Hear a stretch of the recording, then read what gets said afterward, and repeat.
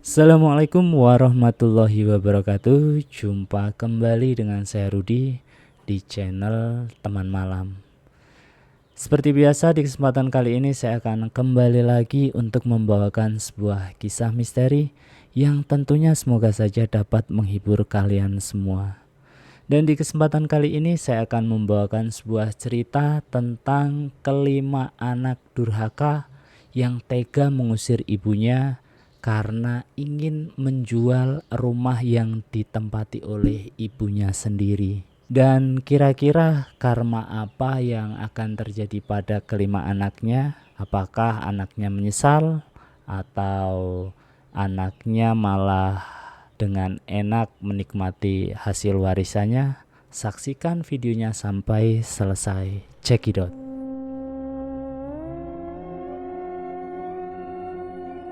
Untuk anak-anakku, kalau kalian membaca surat ini, mungkin bapak sudah tak ada. Rumah ini jangan dijual selama ibu kalian masih hidup. Rumah ini dibangun sedikit demi sedikit waktu kalian masih kecil. Bapak dan ibu kalian pernah kelaparan demi bisa membeli kayu dan batu untuk rumah ini. Rumah ini bukan cuma tanah dan bangunan. Ini tempat kalian pulang. Kalau suatu hari bapak sudah meninggal, rawat ibu kalian baik-baik. Jangan biarkan ibu kalian kesepian. Hujan rintik turun sejak sore di desa Harjowinangun. Angin dingin masuk dari sela-sela dinding kayu rumah tua milik Nenek Marsinah. Rumah itu sudah berdiri puluhan tahun di pinggir desa menghadap sawah dan jalan kecil berbatu. Cat dindingnya mulai mengelupas, gentengnya banyak ditumbuhi lumut. Tetapi rumah itu masih kokoh karena dulu dibangun sendiri oleh almarhum Pak Wiryo bersama beberapa tetangga. Di dalam rumah, Mbah Marsinah duduk di kursi kayu dekat jendela sambil memegang kendi tanah liat yang warnanya sudah kusam. Kendi itu selalu ia simpan sejak suaminya meninggal 5 tahun yang lalu. Menurut Mbah Marsinah, kendi itu adalah benda terakhir yang paling sering dipakai Pak Wiryo saat masih hidup. Tubuh Mbah Marsinah sudah lemah, rambutnya memutih seluruhnya. Tangannya sering gemetar kalau sedang mengambil air atau memasak nasi. Untuk berjalan ke dapur saja ia harus berpegangan pada tembok. Meski begitu, Mbah Marsinah tetap tinggal sendiri di rumah itu. Kelima anaknya jarang mengunjunginya. Kalau bukan karena lebaran atau ada urusan penting, rumah itu hampir tak pernah ramai lagi. Sore itu, suara motor terdengar memasuki halaman. Mbah Marsinah menoleh pelan dari jendela. Ia melihat Sukar turun lebih dulu dari motor. Di belakangnya ada Sardi dan Karto. Tak lama kemudian, Suminah dan Lastri juga datang memakai mobil sewaan. Mbah Marsinah sempat tersenyum kecil. Sudah lama anak-anaknya tidak berkumpul lengkap. Ia berpikir mungkin mereka datang untuk menjenguk dirinya. Dengan langkah pelan, Mbah Marsinah berjalan menuju ruang depan. "Kalian sudah makan belum?" tanya Mbah Marsinah dengan pelan. Tidak ada yang menjawab dengan hangat. Sukar langsung duduk sambil menyalakan rokok.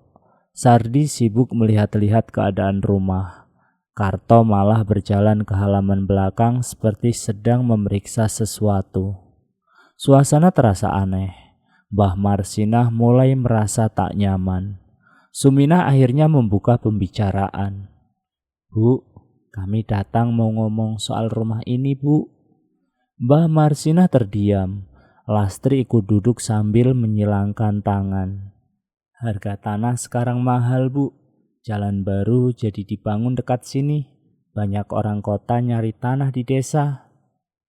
Mbah Marsinah mulai mengerti arah pembicaraan mereka. "Kami sepakat rumah ini dijual saja, Bu," lanjut Sukar sambil menghembuskan asap rokoknya. Mbah Marsinah langsung menatap anak sulungnya itu. Dijual?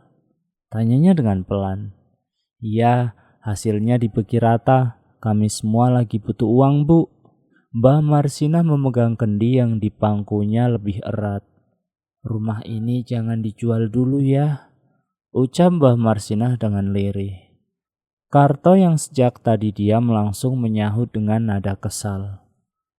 Kenapa jangan dijual, Bu? Rumah tua begini aja dan ibu juga kan tinggal sendirian di sini. Mbah Marsinah menatap satu persatu wajah anak-anaknya. Ini rumah bapak kalian. Dulu bapak kalian bilang rumah ini jangan dijual selama ibu masih hidup. Suasana langsung berubah tegang. Sardi berdiri sambil menunjuk sekitar rumah. Rumah ini luas. Kalau dijual kita semua kebagian banyak.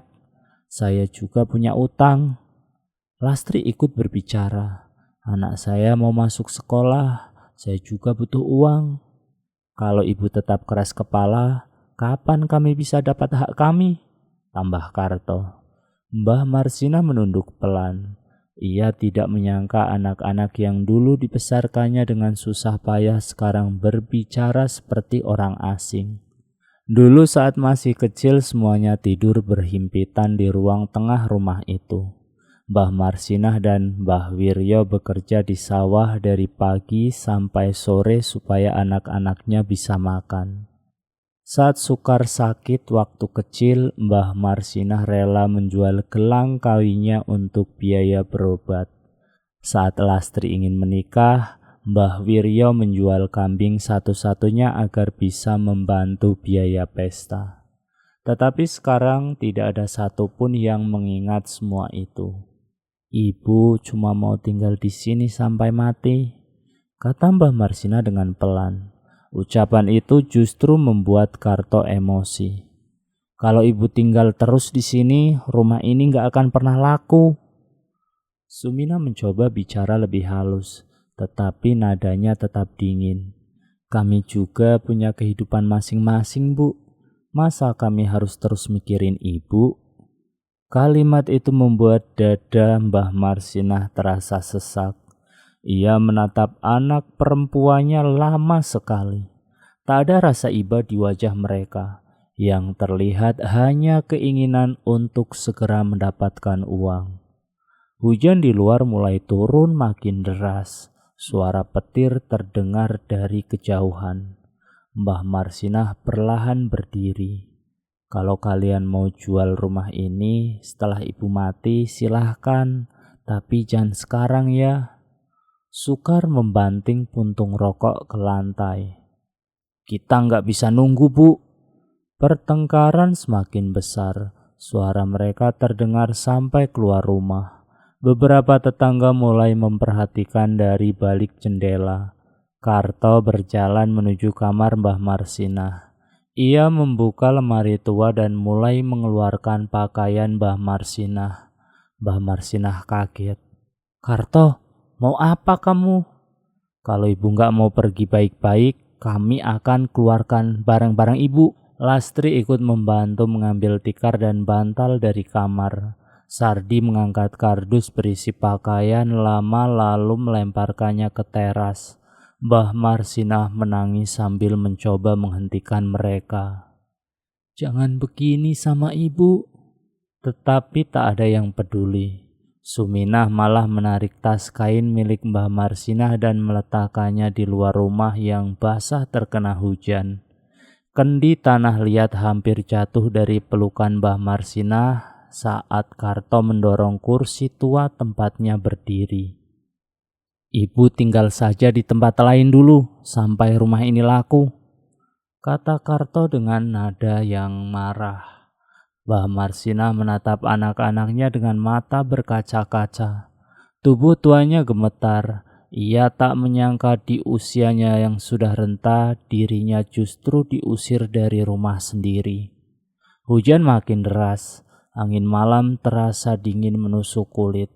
Tetangga yang melihat kejadian itu hanya bisa diam. Tak ada yang berani ikut campur karena takut dimusuhi anak-anak Mbah Marsinah. Dengan langkah pelan Mbah Marsinah mengambil pakaian yang berserakan di teras. Ia memasukkan beberapa kain ke dalam tas lusuhnya. Kendi tanah liat tetap dipeluk erat di dadanya. Sebelum pergi, Mbah Marsinah menoleh ke rumah itu sekali lagi. Rumah tempat ia membesarkan anak-anaknya. Rumah tempat suaminya menghembuskan nafas terakhir. Kini rumah itu bukan lagi tempat untuk dirinya. Pintu rumah ditutup keras oleh sukar. Suara bantingannya terdengar jelas di tengah hujan malam. Mbah Marsinah berjalan keluar halaman dengan langkah tertatih. Kakinya beberapa kali terpeleset di jalan tanah yang licin. Tak ada satupun anak yang mengejar. Lampu rumah tetap menyala terang di belakangnya. Sementara Mbah Marsinah sendiri menembus hujan. Ia menuju sebuah gubuk kosong dekat pemakaman desa. Gubuk itu dulu dipakai penjaga makam untuk beristirahat, tetapi sudah lama tidak digunakan. Atapnya bocor dan dinding bambunya banyak berlubang. Mbah Marsinah duduk di dalam sambil menggigil kedinginan. Air hujan menetes dari rambut dan bajunya. Ia memeluk kendi tanah liat itu sambil menangis pelan. Malam semakin larut. Suara jangkrik bercampur dengan suara angin dari area kuburan. Sesekali terdengar petir menyambar. Mbah Marsinah menatap ke arah makam suaminya yang terlihat samar dari kejauhan. "Pak, anak-anak kita sekarang sudah berubah," bisik Mbah Marsinah dengan lirih. Air matanya jatuh tanpa henti. Di rumah tua itu kelima anaknya masih sibuk membicarakan harga tanah dan rencana penjualan. Tak ada yang memikirkan keadaan ibu mereka malam itu. Tak ada yang sadar bahwa sejak Mbah Marsinah meninggalkan rumah, suasana desa mulai terasa berbeda. Sekitar tengah malam, seorang warga yang pulang dari ronda mendengar suara tangisan perempuan tua dari arah pemakaman. Tangisan itu panjang dan pelan, membuat bulu kuduk berdiri. Warga itu berhenti sejenak sambil melihat ke arah gubuk kosong dekat kuburan. Di tengah gelap dan hujan, samar-samar terlihat bayangan perempuan tua duduk sambil memeluk sesuatu di dadanya. Dan sejak malam itu, suasana di sekitar rumah peninggalan Mbah Wiryo mulai terasa angker. Singkat cerita, sudah hampir 3 minggu Mbah Marsinah tinggal di gubuk kosong dekat pemakaman desa Harjowinangun. Keadaannya semakin menyedihkan. Tubuhnya makin kurus karena jarang makan dengan layak. Batuknya sering kambuh pada malam hari. Apalagi udara di sekitar kuburan terasa dingin dan lembab. Gubuk itu sebenarnya sudah tidak layak ditempati. Atap bambunya bocor di banyak bagian. Kalau hujan turun, lantai tanah di dalam gubuk berubah becek. Mbah Marsinah hanya tidur di atas tikar tipis yang mulai robek. Beberapa warga sebenarnya kasihan melihat keadaan Mbah Marsinah. Namun mereka tidak berani terlalu terang-terangan membantu karena takut anak-anak Mbah Marsinah marah. Setiap pagi, Bu Rukayah diam-diam mengantar nasi bungkus ke gubuk. "Mak, makan dulu ya," katanya pelan sambil menyerahkan bungkus nasi. Mbah Marsinah menerima dengan tangan gemetar. "Terima kasih ya, Yah." Kadang Pak Jono, penjaga sawah dekat kuburan, juga memberi teh hangat atau singkong rebus. Mbah Marsinah tak pernah meminta apa-apa. Ia lebih sering diam sambil memeluk kendi tanah liat milik almarhum suaminya. Sementara itu, kehidupan anak-anaknya berjalan seperti biasa. Sukar sibuk menemui orang kota yang tertarik membeli tanah. Sardi terus menghitung perkiraan uang yang akan mereka dapat. Karto bahkan sudah bicara soal membeli mobil bekas kalau rumah itu berhasil dijual. Tak ada satupun dari mereka datang melihat keadaan ibunya. Kalau ada warga yang menegur, mereka malah terlihat kesal. "Ibu sendiri yang keras kepala," kata Karto suatu sore di warung kopi. Kalau dari awal nurut, nggak akan begini, sambung Sardi. Ucapan mereka membuat beberapa warga geleng-geleng kepala, namun tak ada yang berani ikut campur lebih jauh. Malam Jumat Kliwon akhirnya tiba. Sejak sore langit sudah terlihat gelap. Angin bertiup kencang dari arah sawah. Daun-daun pohon bambu di dekat kuburan bergesekan mengeluarkan suara berisik. Hujan turun deras setelah maghrib. Jalan desa mulai sepi. Sekitar pukul 9 malam, Pak Wirman pulang dari ronda bersama 2 warga lainnya. Saat melewati area pemakaman, ia melihat bayangan seseorang berjalan pelan di dekat makam Mbah Wiryo. Awalnya ia mengira itu warga yang sedang ziarah, tetapi setelah diperhatikan ternyata sosok itu adalah Mbah Marsinah. Perempuan tua itu berjalan tertatih sambil memeluk kendi tanah liat di dadanya. Bajunya basah terkena hujan. Rambut putihnya menempel di wajah. Pak Wirman sempat ingin menghampiri, tetapi langkahnya berhenti saat mendengar Mbah Marsinah bicara sendiri. "Pak, aku capek." Suaranya pelan sekali. Mbah Marsinah lalu duduk di dekat makam suaminya. Ia terus bicara sendiri sambil menangis. Pak Wirman merinding melihatnya. Apalagi suasana kuburan malam itu terasa aneh. Angin tiba-tiba berhenti. Suara jangkrik mendadak hilang. "Sudah, jangan lihat lama-lama," bisik salah satu warga yang ikut ronda. Mereka akhirnya pergi meninggalkan area makam. Hujan terus turun sampai tengah malam. Keesokan paginya, Bu Rukayah datang membawa makanan seperti biasa. Namun saat masuk ke gubuk, ia langsung menjerit keras. Mbah Marsinah ditemukan sudah meninggal. Tubuhnya terbujur kaku di atas tikar. Matanya masih terbuka lebar menghadap pintu gubuk. Tangan kanannya menggenggam kendi tanah liat sangat erat. Warga segera berdatangan setelah mendengar teriakan Bu Rukayah. Suasana sekitar gubuk langsung ramai.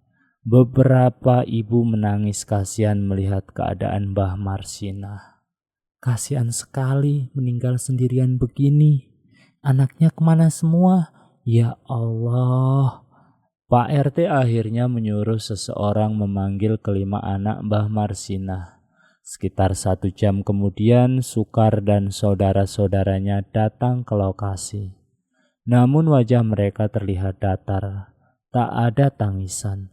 Tak ada penyesalan yang terlihat jelas. Sukar hanya berdiri sambil melihat tubuh ibunya dari kejauhan.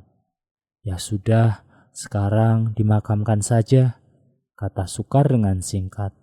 Ucapan itu membuat beberapa warga saling pandang. Pemakaman dilakukan siang hari di dekat makam Mbah Wiryo. Hujan gerimis turun saat jenazah Mbah Marsinah dimasukkan ke liang lahat. Beberapa warga membantu menguburkan dengan hati berat, sementara anak-anak Mbah Marsinah lebih banyak diam tanpa ekspresi. Setelah semua selesai, mereka malah kembali membicarakan rumah warisan. "Kita lanjut urusan rumah besok saja," kata Sardi pelan pada Sukar.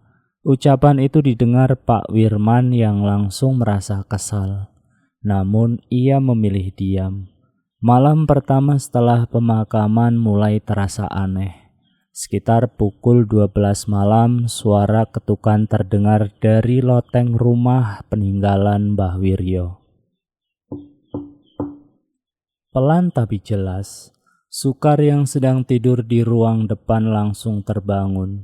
Ia duduk sambil mendengarkan. Suara itu terdengar lagi.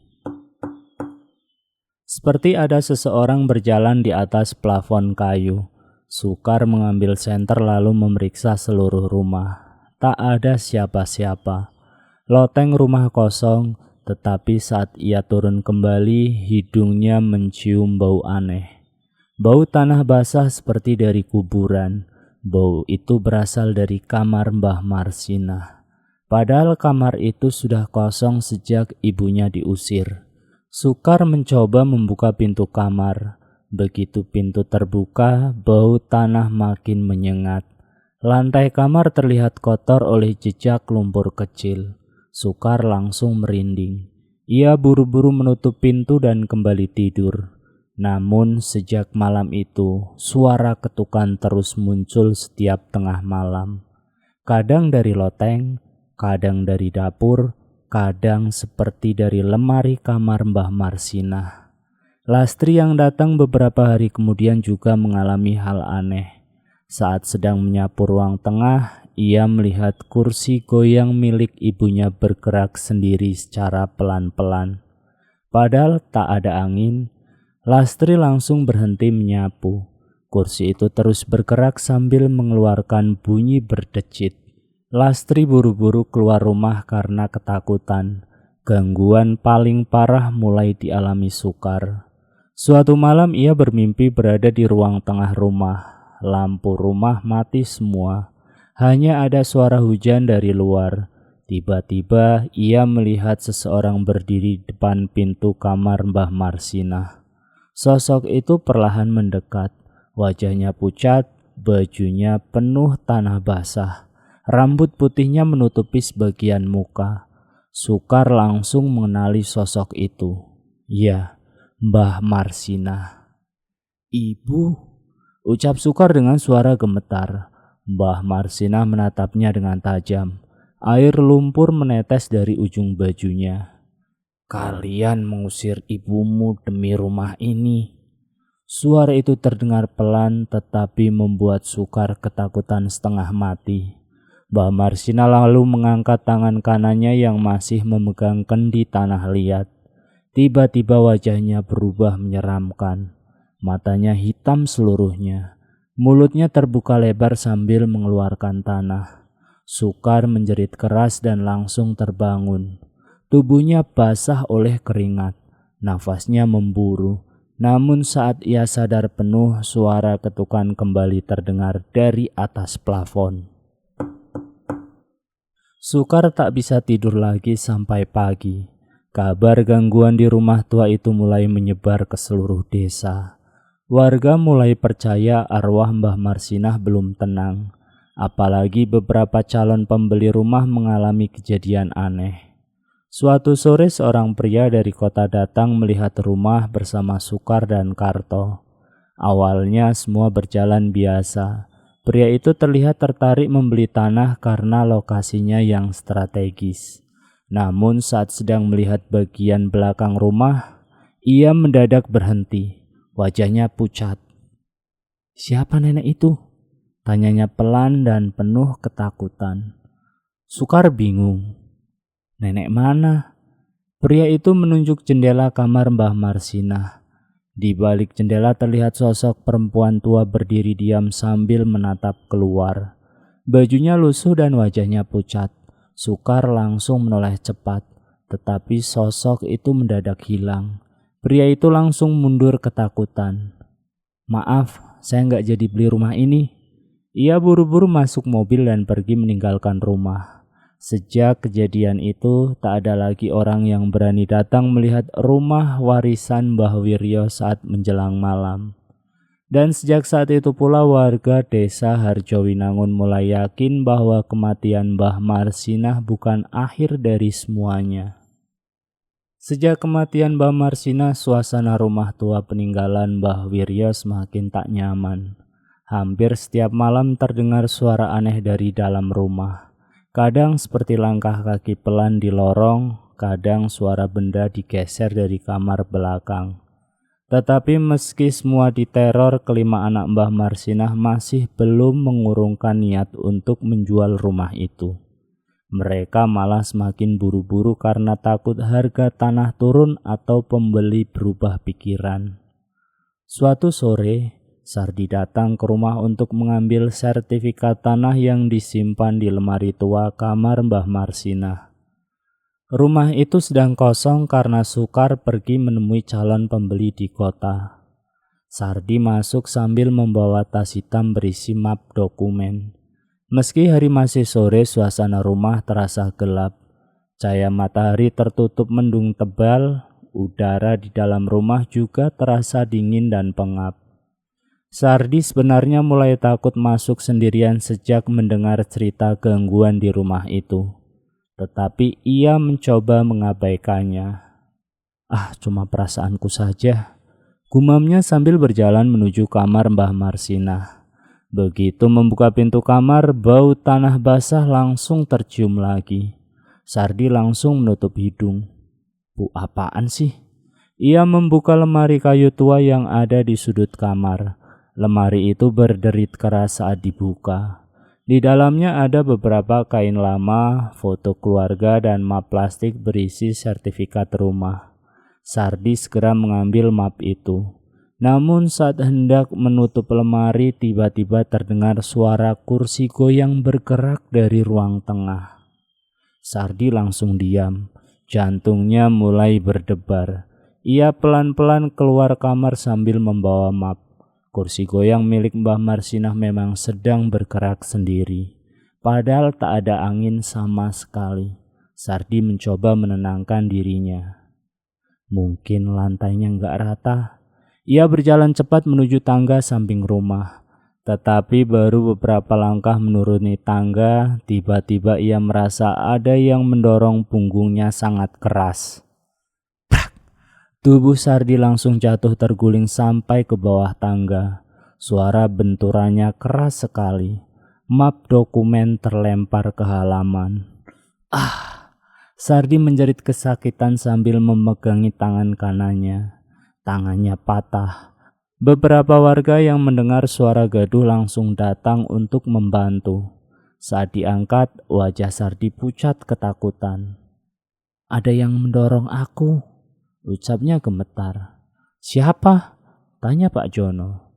Sardi menatap ke arah rumah dengan nafas memburu, tetapi ia tak menjawab lagi. Sejak kejadian itu, Sardi tak berani kembali ke rumah warisan. Sementara itu, Lastri mulai mengalami gangguan yang lebih menyeramkan. Awalnya hanya suara pelan dari dapur saat malam hari. Lastri. Suara itu lirih seperti suara perempuan tua. Lastri sering terbangun tengah malam karena mendengarnya. Awalnya ia berpikir hanya mimpi, namun suara itu terus muncul setiap malam. Kadang terdengar dekat telinganya, kadang di arah dapur rumahnya sendiri. Suatu malam Lastri memberanikan diri memeriksa dapur setelah suara itu terdengar lagi. Rumah sedang sepi karena suaminya saat itu bekerja malam. Dengan langkah pelan Lastri berjalan menuju dapur sambil membawa senter kecil. Begitu lampu dapur dinyalakan, tubuhnya langsung kaku. Lantai dapur penuh tanah basah. Jejak kaki berlumpur terlihat jelas dari pintu belakang menuju ruang tengah. Lastri langsung mundur ketakutan. Jejak itu mengarah lurus ke kursi goyang tua milik ibunya yang dibawa Sukar beberapa hari sebelumnya. Kursi itu bergerak sendiri dengan sangat pelan. Lastri langsung menjerit. Sejak malam itu pikirannya mulai terganggu. Ia sering melihat bayangan Mbah Marsinah duduk di kursi goyang saat sore menjelang maghrib. Kadang bayangan itu terlihat di depan kamar mandi. Kadang berdiri di dapur sambil memegang kendi tanah liat. Lastri jadi sulit tidur. Matanya selalu terlihat merah dan wajahnya pucat. Suaminya mulai khawatir. Kamu kenapa sih sekarang kok sering bengong? Tanya suaminya suatu pagi. Lastri hanya diam sambil menatap sudut rumah. Karena terlalu takut, Lastri akhirnya pergi ke rumah Sukar. Namun gangguan justru semakin parah. Suatu malam saat semua sedang berkumpul di ruang depan rumah tua, tiba-tiba terdengar suara perempuan menangis dari kamar Mbah Marsinah. Suaranya pelan seperti orang menahan sakit. Lastri langsung histeris. Itu ibu, itu suara ibu. Sukar mencoba memberanikan diri membuka kamar, tetapi saat pintu dibuka, kamar itu kosong. Hanya ada bau tanah kuburan yang semakin menyengat. Karto mulai kesal melihat semuanya ketakutan. Menurutnya semuanya itu cuma kebetulan dan rasa bersalah mereka sendiri. "Kalau kalian takut terus, rumah ini gak bakal laku," bentaknya. Karto memang paling keras sejak awal. Ia tak pernah merasa bersalah sudah mengusir ibunya. Bahkan setelah kematian Mbah Marsinah, ia masih sering berkata kalau semua itu bukan salah mereka. Karena itulah Karto memutuskan menjaga rumah itu sendirian suatu malam. Ia ingin membuktikan bahwa rumah itu tidak berhantu. Malam itu suasana desa sangat sepi. Angin bertiup pelan dari arah sawah. Karto tidur di ruang tengah dengan map dokumen penjualan di dekatnya. Sekitar pukul 1 malam, ia terbangun karena mendengar suara benda digeser. Suara itu berasal dari ruang tengah. Karto langsung duduk, matanya melihat ke arah suara. Kendi tanah liat milik Mbah Marsinah sedang bergeser sendiri di lantai dengan perlahan. Seolah ada yang mendorongnya. Karto langsung merinding. "Siapa?" bentaknya sambil berdiri. Tak ada jawaban. Lampu rumah mendadak berkedip. Udara tiba-tiba terasa sangat dingin. Karto buru-buru menyalakan lampu utama. Dan saat lampu menyala penuh, tubuhnya langsung lemas. Di dekat kursi goyang berdiri sosok Mbah Marsinah. Tubuhnya terlihat membusuk, kulit wajahnya pucat kehijauan. Matanya cekung hitam, bajunya penuh tanah dan lumpur. Tangan kirinya memeluk kendi tanah liat. Air hitam menetes dari ujung rambutnya ke lantai. Karto mundur dengan nafas gemetar. "Ibu?" Mbah Marsinah menatapnya tanpa berkedip. Suara kursi goyang bergerak sendiri di belakang sosok itu. "Kalian rebut rumah ini." Suara Mbah Marsinah terdengar berat dan pelan. Karto semakin ketakutan. "Rumah ini dibangun dari darah dan penderitaan bapak kalian." Suara terdengar seperti bercampur gema. "Kalian buang ibu kalian demi uang." Karto langsung menuju pintu depan. Tetapi saat mencoba membuka pintu itu tidak bisa dibuka. Ia memukul pintu itu berkali-kali. Semua pintu rumah mendadak tertutup sendiri. Jendela-jendela berguncang keras. Suara tangisan perempuan itu terdengar memenuhi rumah. Karto menoleh ke belakang. Mbah Marsinah kini berdiri lebih dekat. Wajahnya hampir menyentuh wajah Karto. Bau tanah busuk menyebar ke seluruh ruangan. Karto menjerit keras selalu berhasil membuka pintu dan berlari keluar rumah. Tetapi baru sampai halaman, ia melihat semua pintu rumah tertutup sendiri dengan keras secara bersamaan. Prak! Lampu rumah langsung padam. Karto jatuh pingsan di tanah. Pagi harinya warga menemukan Karto terbaring di halaman rumah dengan tubuh dingin dan wajah pucat. Sejak kejadian itu, cerita tentang teror arwah Mbah Marsinah menyebar semakin luas. Warga mulai percaya bahwa semua gangguan itu adalah balasan karena kelima anaknya yang telah durhaka. Namun anehnya, meski satu persatu mengalami kejadian mengerikan, pembicaraan soal menjual rumah itu masih belum berhenti. Keserakahan mereka ternyata masih lebih besar dari rasa takutnya. Keadaan kelima anak Mbah Marsinah semakin buruk setelah berbagai kejadian aneh yang mereka alami. Rumah tua peninggalan Mbah Wiryo sekarang benar-benar dijauhi warga saat malam hari. Tak ada lagi orang yang berani lewat depan rumah setelah maghrib. Rumah itu terlihat makin suram. Cat temboknya mulai mengelupas lebih banyak. Beberapa genteng jatuh sendiri tanpa sebab jelas. Setiap malam, suara kursi goyang dan ketakutan dalam rumah masih terdengar sampai ke jalan depan. Sukar mulai sulit tidur sejak mimpi buruk terus datang hampir di setiap malam. Sardi masih memakai perban di tangan kanannya dan jadi lebih pendiam. Lastri terlihat seperti orang linglung karena sering melihat bayangan ibunya. Sementara Karto tak pernah lagi berani tinggal sendirian di rumah itu setelah pingsan di halaman. Tetapi meski diteror terus-menerus, mereka tetap belum benar-benar sadar. Mereka hanya takut, tapi belum menyesal. Sampai suatu malam semuanya berubah. Malam itu, Suminah datang ke rumah tua untuk mengambil beberapa barang lama yang masih tersimpan di kamar belakang. Ia berniat menjual lemari dan perabot tua supaya rumah terlihat rapi kalau ada pembeli baru datang. Saat itu hari sudah menjelang maghrib. Langit terlihat mendung gelap. Suminah sebenarnya takut masuk sendirian, tetapi ia memaksa diri karena Sukar dan yang lain belum datang. Rumah terasa sunyi sekali. Tak ada suara apapun selain bunyi kayu tua yang sesekali berderit. Suminah berjalan pelan menuju kamar Mbah Marsinah. Begitu masuk, matanya langsung tertuju pada kendi tanah liat yang berada di atas meja kecil dekat tempat tidur.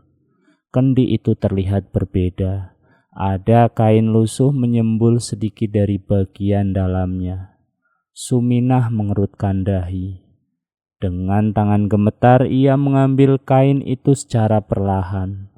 Ternyata dalam kendi tersimpan gulungan plastik tua yang sudah menguning.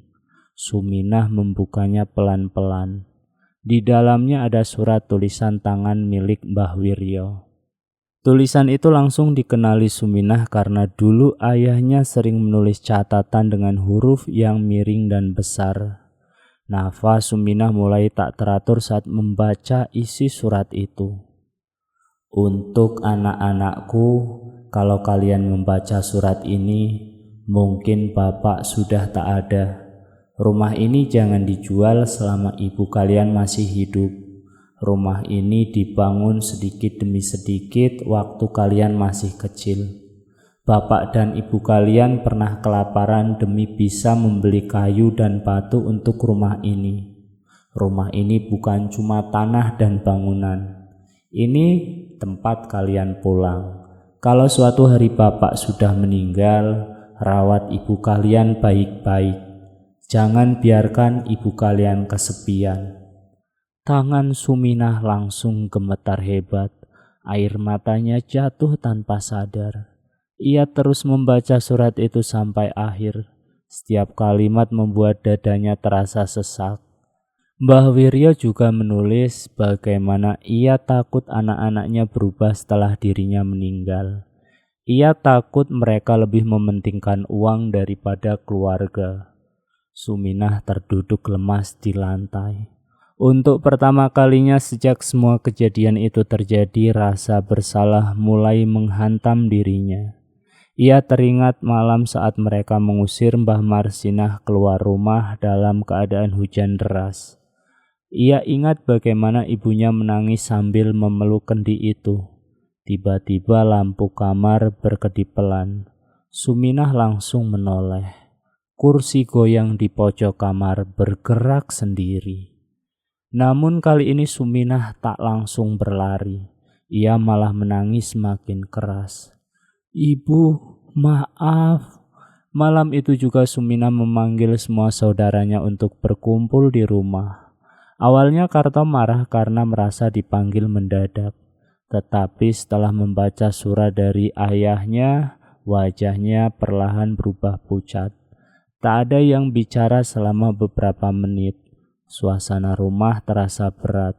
Sukar duduk sambil menunduk. Sardi memejamkan mata sambil memegangi dahinya. Lastri mulai menangis pelan. Kita salah, ucap Suminah dengan lirih. Kalimat itu membuat semuanya terdiam makin lama. Mereka akhirnya sadar bahwa semua teror yang terjadi bukan sekedar gangguan biasa. Mereka sudah menyakiti ibu mereka sendiri, dan penyesalan itu datang saat semuanya sudah terlambat. Beberapa hari kemudian, malam Jumat Kliwon kembali tiba. Hujan turun sejak sore. Kelima anak Mbah Marsinah memutuskan berkumpul di rumah tua itu untuk meminta maaf. Mereka duduk di ruang tengah dengan wajah yang tegang. Di atas meja tergeletak surat Mbah Wiryo dan kendi tanah liat peninggalan Mbah Marsinah. Pak RT dan beberapa warga sebenarnya melarang mereka tinggal di rumah malam itu. Tapi Sukar bersikeras, kami harus selesaikan semuanya malam ini. Sekitar pukul 11 malam, listrik rumah tiba-tiba padam. Seluruh ruangan langsung gelap. Lastri langsung menjerit kecil. Lampunya mati. Angin dingin masuk dari jendela yang terbuka sendiri perlahan. Suara langkah terdengar dari arah kamar Mbah Marsinah. Kelima saudara itu langsung membeku. Lalu terdengar suara kendi bergeser dari dalam kamar. Suara itu makin mendekat ke ruang tengah. Sardi mulai gemetar. "Kak, itu suara apa?" Tak ada yang menjawab. Tiba-tiba terdengar suara kursi goyang bergerak dengan sendirinya. Dan di tengah gelap ruangan sosok Mbah Marsinah muncul perlahan dari arah lorong kamar. Tubuhnya tak lagi semengerikan sebelumnya. Wajahnya terlihat lebih tenang, tetapi matanya penuh kesedihan. Bajunya masih basah seperti malam saat ia diusir dulu. Tangannya memeluk kendi tanah liat dengan erat di dadanya. Kelima anaknya langsung menangis ketakutan. Sukar bersujud di lantai. "Ibu, maafkan kami, Bu." Mbah Marsinah tak menjawab. Tiba-tiba suasana rumah berubah aneh. Kelima anak itu mendadak seperti melihat kejadian masa lalu di depan mata mereka. Mereka melihat Mbah Marsinah berjalan sendirian di tengah hujan sambil membawa tas lusuh. Melihat tubuh tua itu menggigil kedinginan di dalam gubuk dekat kuburan. Mendengar suara batuk dan tangisan Mbah Marsinah saat memanggil nama anak-anaknya. Semuanya terasa nyata. Lastri menangis histeris. "Ibu, jangan." Karta memukul lantai sambil menangis keras. Untuk pertama kalinya rasa bersalahnya benar-benar menghancurkan hati mereka. Mbah Marsinah akhirnya berbicara pelan. "Ibu cuma ingin dianggap keluarga." Suara itu membuat semuanya menangis semakin keras. Sosok Mbah Marsinah lalu perlahan mundur ke arah kamar. Sebelum menghilang, ia menatap kendi tanah liat di atas meja. Lampu rumah tiba-tiba menyala kembali. Ruangan kembali normal. Tetapi sosok Mbah Marsinah sudah tidak ada. Yang tersisa hanya suara tangisan pelan dari arah kamar belakang. Malam itu kelima anak Mbah Marsinah tidak tidur sama sekali. Mereka bersama sampai pagi sambil menangis dan mengingat semua kesalahan mereka. Saat matahari mulai terbit, suara retakan terdengar dari bagian atas rumah. Semua langsung keluar rumah. Tembok rumah tua itu mulai retak di beberapa bagian. Kayu penyangga atap terlihat rapuh seperti dimakan usia bertahun-tahun. Sukar memandang rumah itu dengan seksama. Lalu ia berkata pelan, "Rumah ini gak akan kita jual." Yang lain mengangguk pelan. Beberapa minggu kemudian rumah peninggalan ayahnya itu dibersihkan bersama warga desa. Sebagian ruangan dijadikan tempat pengajian kecil untuk anak-anak kampung. Ruang depan dipakai untuk tempat singgah orang miskin dan musafir yang tak punya tempat tinggal. Kendi tanah liat milik Mbah Marsinah disimpan di kamar depan sebagai pengingat dosa mereka. Anehnya sejak rumah itu dipakai untuk membantu orang lain, semua gangguan itu berhenti. Tak ada lagi suara tangisan dan tak ada lagi bau tanah kuburan. Namun beberapa warga kadang masih melihat bayangan perempuan tua duduk tenang di teras rumah saat malam sunyi. Dan setiap kali itu terjadi, suasana rumah justru terasa damai. Dan selesai. Itulah sedikit cerita yang mungkin dapat saya ceritakan. Semoga dalam cerita ini ada sedikit hikmah dan pelajaran yang dapat kita ambil. Karena orang tua bukan beban yang boleh dibuang saat mereka lemah dan tua. Keserakahan dapat menghancurkan keluarga dan mendatangkan malapetaka. Rumah bukan hanya soal harta, tetapi tempat kenangan dan perjuangan keluarga. Penyesalan selalu datang terlambat ketika hati sudah dipenuhi nafsu duniawi. Doa dan air mata orang tua yang tersakiti bisa menjadi penderitaan panjang bagi anak-anaknya. Dan selesai. Wassalamualaikum warahmatullahi wabarakatuh.